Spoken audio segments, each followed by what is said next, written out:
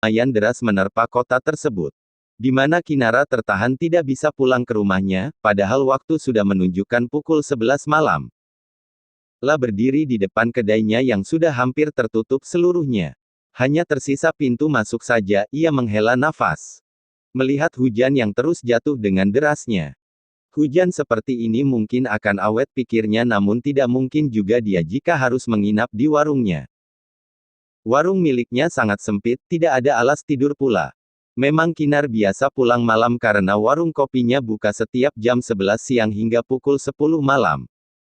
Di warung itu dia tidak hanya menjual kopi saja, namun menjual mie instan yang sudah matang juga. Memang warungnya itu seperti sebuah tempat nongkrong asik para pekerja proyek yang tidak jauh dari sana.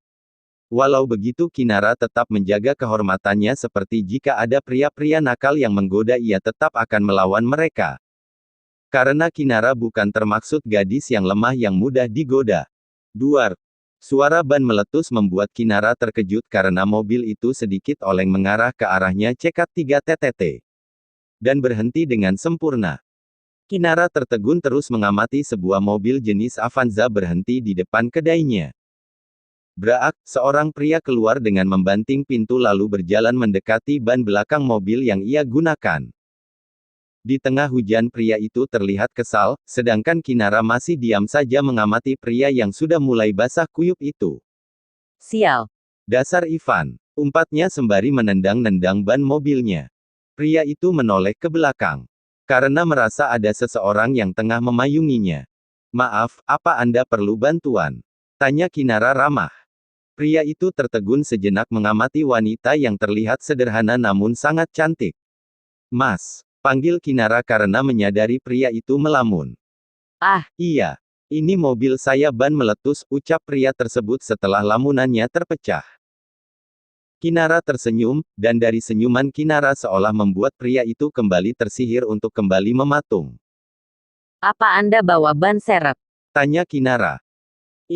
Iya, ada di bagasi belakang, jawabnya tergagap. Ada alat-alatnya juga kan, seperti dongkrak dan kuncinya. Pria itu mengangguk masih terus melihat ke arah gadis di hadapannya. Sebelum itu, apa Anda keberatan jika saya bantu? Tanya Kinara.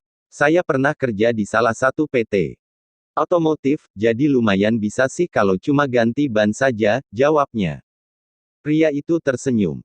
Ia lantas berjalan ke belakang guna membuka pintu belakang mobilnya. Mengeluarkan ban tersebut. Lalu meraih beberapa perkakas yang diperlukan. Boleh minta tolong pegangi payungnya? Pinta Kinar. Pria itu mengangguk dan payung itu pun sudah berpindah tangan.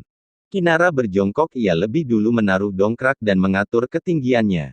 Setelah itu barulah ia melepaskan ban mobil milik pria tersebut. Dan menggantinya dengan yang baru.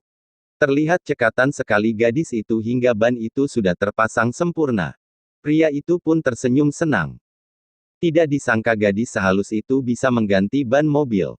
Bahkan dia saja tidak bisa. Kinar beranjak, ia menepuk-nepuk telapak tangannya. Sudah selesai Mas. Tersenyum. Terima kasih banyak ya, jawab pria itu membalas senyumnya. Sama-sama. Mau mampir ngopi sebentar? Saya gratisin deh. Kinara menawarkan karena sepertinya pria itu sedikit menggigil. Boleh. Setelah membereskan ban yang tidak dipakai dan perkakasnya, mereka pun berjalan masuk menuju warung Kinara. Kinara pun menanyakan kopi apa yang ia mau. Dan pria itu menjawab dengan apa saja. Kinara pun membuatkan kopi yang menurutnya paling banyak dinikmati. Lalu menyuguhkannya pada pria tersebut. Terima kasih, ucap pria itu. Sama-sama, jawabnya. Pria tersebut menyeruput kopinya, matanya sedikit melebar. Sepertinya dia menikmati kopi buatan Kinar. Terlihat pria itu kembali menyeruputnya lalu meletakkan lagi gelas cangkir tersebut di atas meja. Terima kasih Mbak.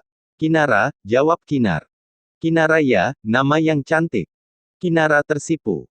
Karena pria yang ada di hadapannya juga sangat tampan, terlebih-lebih dia memuji namanya. Aku ingin ke toilet. Ada kan di sini? Ada sih Mas, tapi sepertinya tidak sebersih toilet Anda. Kok berpikiran seperti itu? Soalnya Anda seperti bukan orang dari kalangan seperti saya, jawab Kinar. Pria itu terkekeh. Saya itu bukan orang kaya kok. Pekerjaan saya cuma supir taksi online, jawabnya terdengar asal. Namun Kinara percaya. Mereka beranjak.